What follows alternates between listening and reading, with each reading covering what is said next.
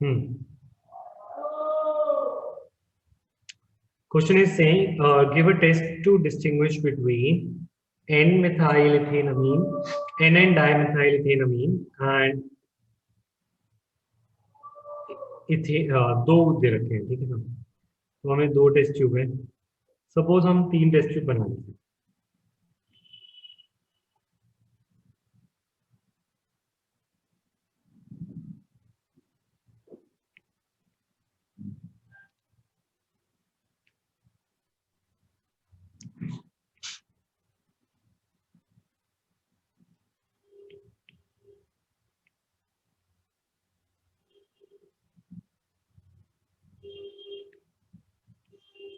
ठीक है, तो suppose we have three test tube and each one of them have some amine in it, and it can be a primary amine, it can be a secondary amine, और it can be a tertiary amine. तो it is not given to us and हम test करना चाह रहे हैं इनके बीच में। तो which one is primary, which one is secondary, which one is tertiary. तो होता क्या है, जब भी कोई अमीन गिवन हो तो हम एक अमीन का टेस्ट है जो तीनों में डिफरेंशिएट करता है, प्राइमरी सेकेंडरी टर्शियरी में। फॉर एग्जांपल हम पहले एन मिथाइल इथेन अमीन, तो इथेन अमीन बनाते हैं CH3 CH2 NH, और इस पे एक और इथाइल एन मिथाइल बोले, हाँ एन मिथाइल बोले, N methyl ethane amine, this is N methyl ethane amine. और दूसरा बोला गया N N dimethyl ethane amine, तो CH3 CH2 N CH2 CH3 and CH3, this is N. तो एक रिएजेंट है जिसे हम बोलते हैं हिंसबर्ग रिएजेंट, और जो हिंसबर्ग रिएजेंट है वो कुछ इस तरीके से दिखता है।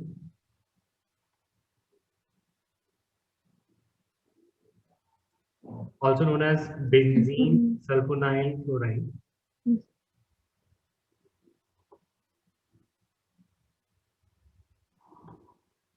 Better known as Hinsberg reagent.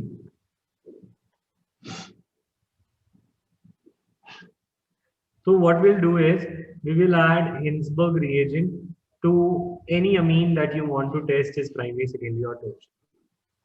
Okay. The first observation there will be that there will be a formation of precipitate.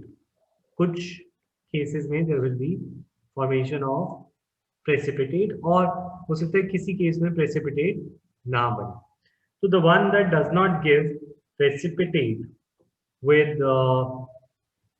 Benzene sulphonyl chloride, देखो जो जिसके पास H होता है, जिसकी N के पास H होता है, तो वो बेंजीन सल्फोनाइल क्लोराइड के साथ आसानी से रिएक्ट कर जाता है। कैसे?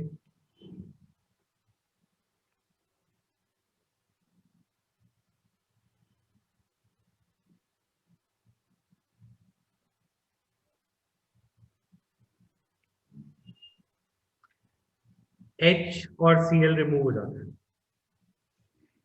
Giving us amine सल्फोनामाइन। तो ये बन जाता है CH3 CH2 N CH3 SO2 और benzene.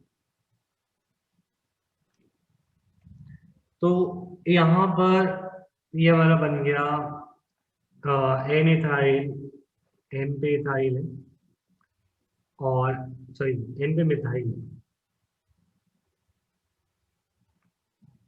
And this is the main chain 1 2। तो और ये बेंजीन सल्फोनाइड क्लोराइड का अमाइड है, this will be known as N methyl benzene sulphonamide.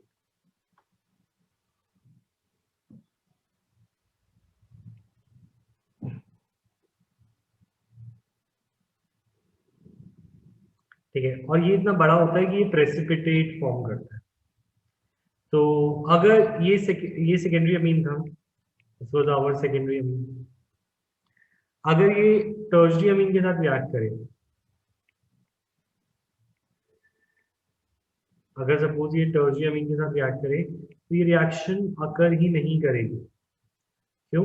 क्योंकि यहाँ पे H है ही नहीं जो HCl बनाए, क्योंकि HCl is form as a by product, और ऐसा कोई पोलर हाइड्रोजन यहाँ पे है नहीं जो इस रिएक्शन को करा सके। So इस केस में CH3 there will be no precipitate form. So we can identify that B जिसमें precipitate form नहीं हुआ, तो this is a tertiary amine. ये तो आइडेंटिफाई हो गया, ये टर्शियरी अमीन है। तो अब अगर क्वेश्चन में, वैसे ऑलरेडी हमारा आंसर यहाँ तक सॉल्व हो गया है, you will make this reaction और तुम बोलोगे the one which shows precipitate is our N methyl ethanamine और the one that does not form precipitate is our N N dimethyl ethanamine. पर अगर इस क्वेश्चन में सपोज एक और दे रखा होता डिस्टिंग्विशिंग में और गिवन होता इथेनमीन, अगर प्राइमरी भी गिवन होती तो क्या प्राइमरी प्रेसिपिटेट बनाता, तो हम क्वेश्चन का आंसर कि वो प्रेसिपिटेट बनाएगा या नहीं डिपेंड करता है क्या उसके पास NH बॉन्ड है। यस, NH बॉन्ड तो उसके पास है, अगर उसके पास NH बॉन्ड है yes it can form HCl। HCl बनाने के बाद उसका प्रोडक्ट क्या बनेगा, CH3 CH2 NH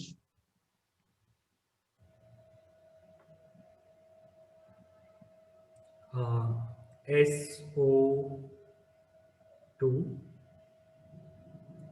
और यहाँ पे HCl। तो दैट मीन्स प्रेसिपिटेट दोनों केस में बनता है,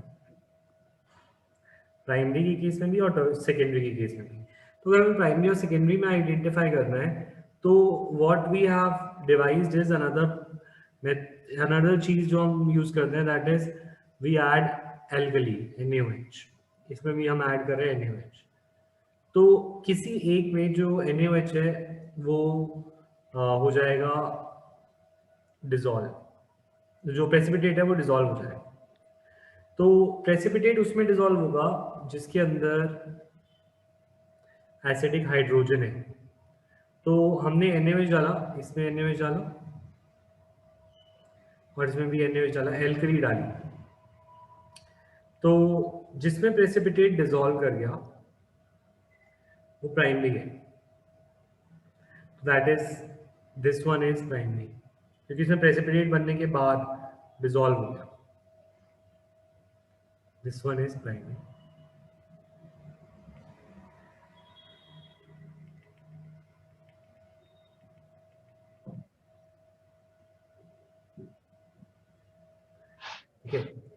Why?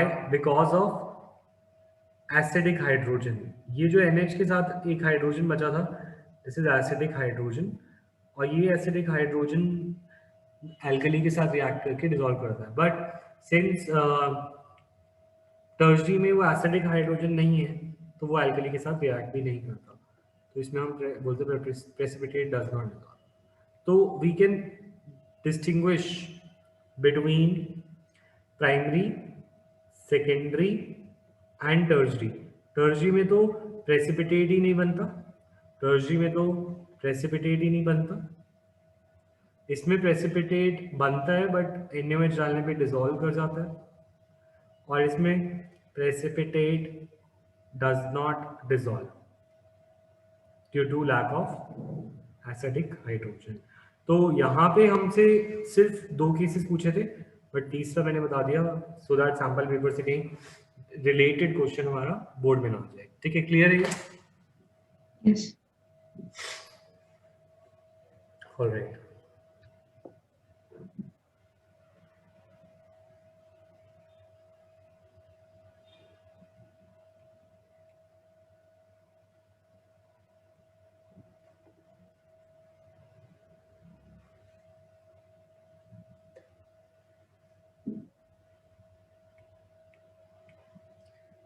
Next question is saying,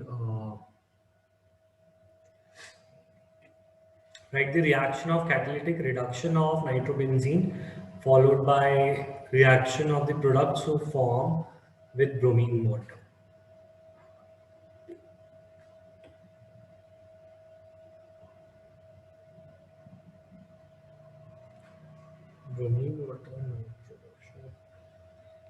catalytic reduction of nitro.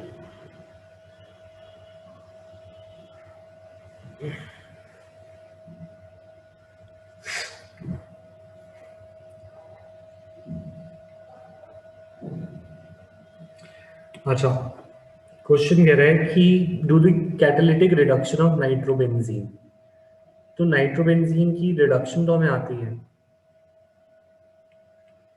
अमीन में गिवन है।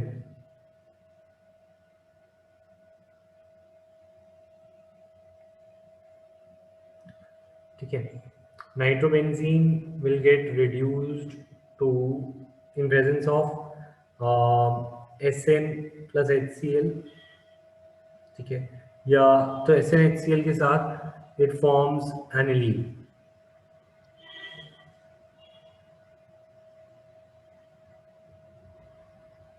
नाइट्रोबेंजीन और रिडक्शन गिव्स एनिलीन। अब वो कह रहे हैं react the product form with bromine water, which is brown in color, right? And it also forms test for unsaturation. But benzene के ऊपर जो bonds होते हैं वो aromatic bonds में there is resonance, so they do not add the bromine. ठीक है, तो यहाँ पर there is पहली बात तो benzene does not give bromine water test. Benzene ring does not add bromine water. ठीक है, what about एनिलीन का जो NH2 ग्रुप है, तो एनिलीन का NH2 ग्रुप क्या ब्रोमीन को ऐड करेगा? That is the question. एक सेकेंड,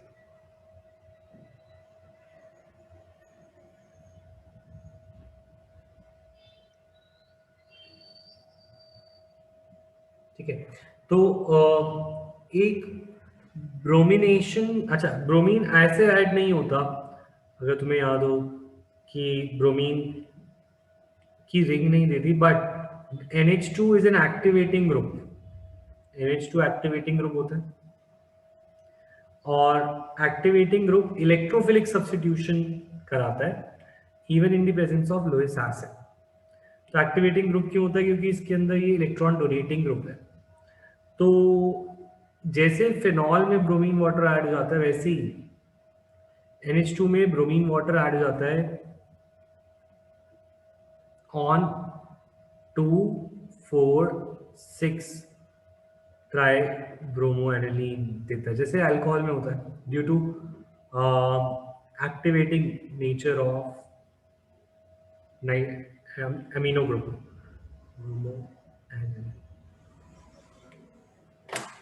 ये clear?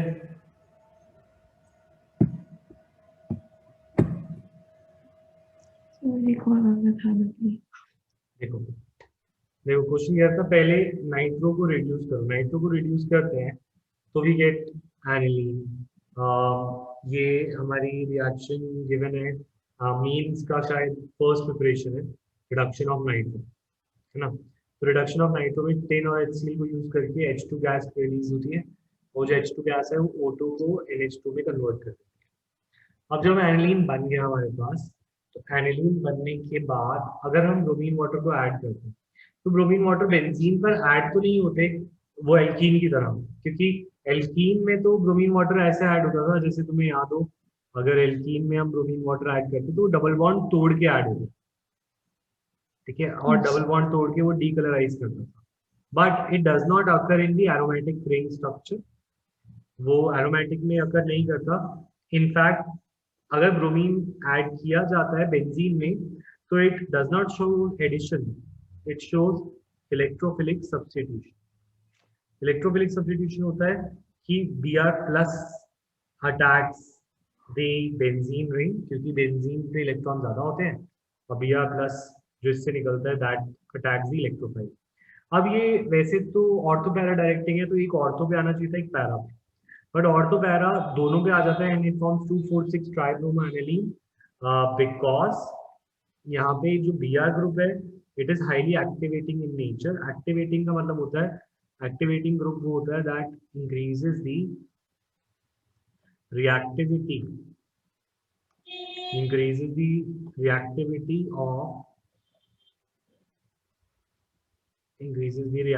of benzene ring towards electrophilic substitution. ऐसे दो ग्रुप है हमारे कोर्स में, एक तो OH फिनॉल एंड एक है NH2. ये दोनों के दोनों अपने इलेक्ट्रॉन को बेंजीन रिंग पर देकर इनके अंदर इलेक्ट्रॉन डेंसिटी को बढ़ा देते हैं और इलेक्ट्रोफाइल जो पॉजिटिव है उसे आसानी से मिल जाता है.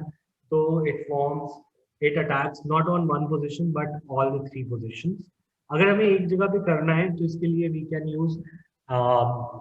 यूज प्रोटेक्शन जो हमारे एनसीईआरटी में गिवन है. पहले इसका अमाइड बना के फिर पैरा पे कर सकते हैं. Is this clear?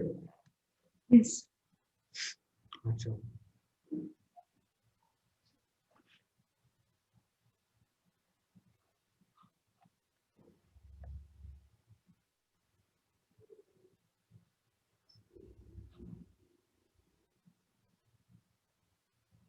गिवन है एनसीईआरटी में. देखो, अगर हम कंफ्यूज होना चाहें तो हम हो सकते हैं ऐसे क्वेश्चन में. That is why this question is given to us. देखो, ये हमारा butane 1 and this is our butane 1-amine.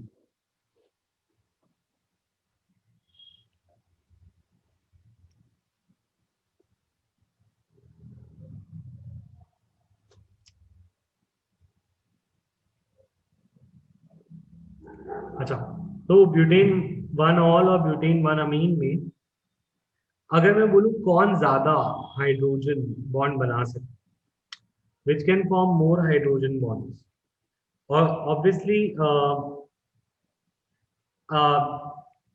Butane one amine has 2 NH bonds. वैसे ये आंसर नहीं, ये बस मैं एक कंफ्यूजन को सॉल्व कर रहा हूँ. Butane one amine can has 2 NH bonds.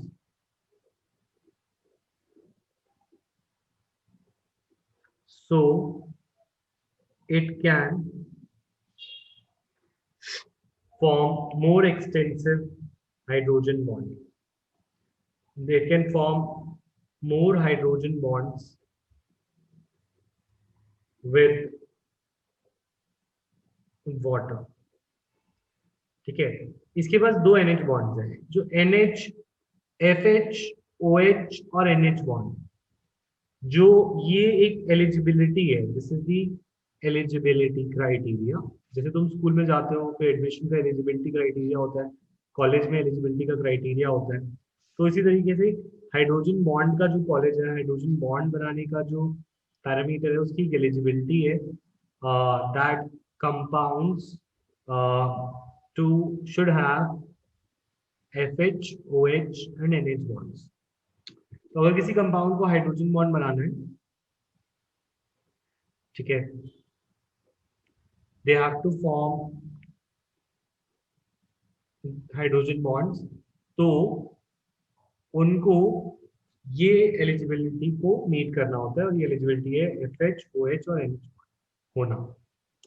ठीक है, but please keep in mind एक गलती जो बच्चे हमेशा करते हैं कि these are actually not hydrogen bond. ये हाइड्रोजन बॉन्ड नहीं है. हाइड्रोजन बॉन्ड तो फोर्स होते हैं, ये तो कोवलेंट बॉन्ड्स. ये एलिजिबिलिटी है. तो अगर कोई किसी बच्चे ने butane amine has 2 hydrogen bonds, no, it has 2 NH bonds, that is the eligibility to form hydrogen. And alcohol has 1 OH bond, that means it has one eligibility to form hydrogen bond. तो इस हिसाब से butane one amine should form more hydrogen bond क्योंकि उसके पास 2 NH bonds हैं, और it should form less hydrogen bond क्योंकि इसके पास एक है OH bond. But still, but जो मेन आंसर हमारा है, but OH bond is more polar than NH bonds. और पोलैरिटी पे सॉल्युबिलिटी डिपेंड करती है. So it is due to, अगर कोई तुमसे पूछे इसके आगे लिखना भी है, it is due to high electronegativity of oxygen. Oxygen की इलेक्ट्रोनेगेटिविटी काफी हाई है.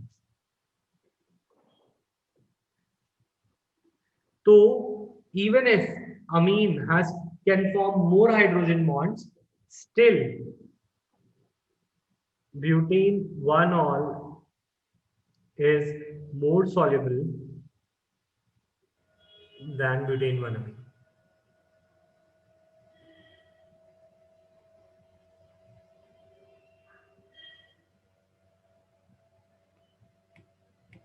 Tell me, is this clear? तो मुझे यहाँ तक तो समझ आ गया कि वो FHOH और NH H bonds नहीं है. हाँ.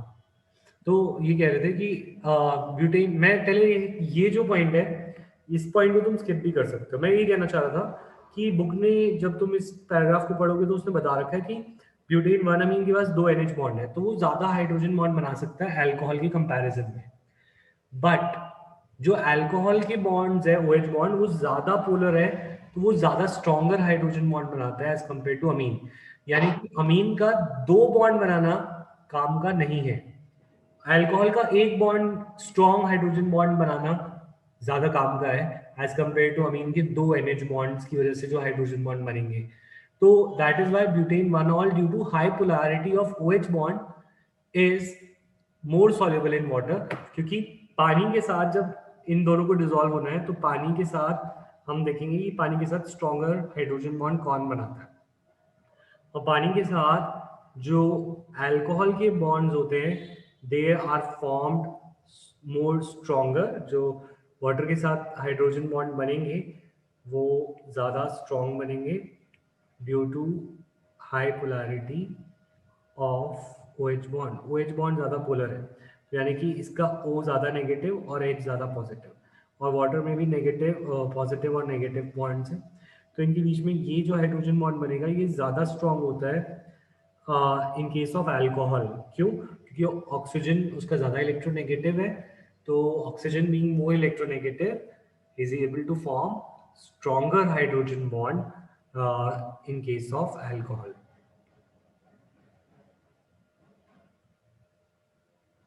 ओके. तो मतलब पोलैरिटी जितनी ज्यादा होती है उतनी सॉल्युबिलिटी भी ज्यादा होती है. हाँ, सॉल्युबिलिटी तो ज़्यादा होती ही है, पर अगर हमें ब्यूटेन 1-amine और प्राइमरी सेकेंडरी टर्शियरी अमीन के बीच में कंपेयर करने को आ जाता, सपोज अगर क्वेश्चन होता यहाँ पे एक पार्ट में एक चीज़ और होती, जैसे सपोज होता ब्यूटेन, मतलब कोई सेकेंडरी या टर्शियरी अमीन भी गिवन होता, तो अगर अमीन्स की केस आती है ना, तो अमीन्स में प्राइमरी अमीन का बॉइलिंग सॉल्युबिलिटी सबसे ज़्यादा होती है, सेकेंडरी की कम और टर्शियरी की कम. क्यों? क्योंकि इस केस में प्राइमरी जो होता है 2 हाइड्रोजन बॉन्ड बना, 2 NH बॉन्ड्स होते हैं, सेकेंडरी में 1 होता है और टर्शियरी में 1 भी नहीं. पर जब अल्कोहल और अमीन के केस में आता है तो नंबर ऑफ हाइड्रोजन बॉन्ड्स से ज्यादा जरूरी हो जाती है पोलैरिटी. तो ये डिफरेंस मैं तुम्हारे को समझाना चाह रहा हूँ. क्लियर?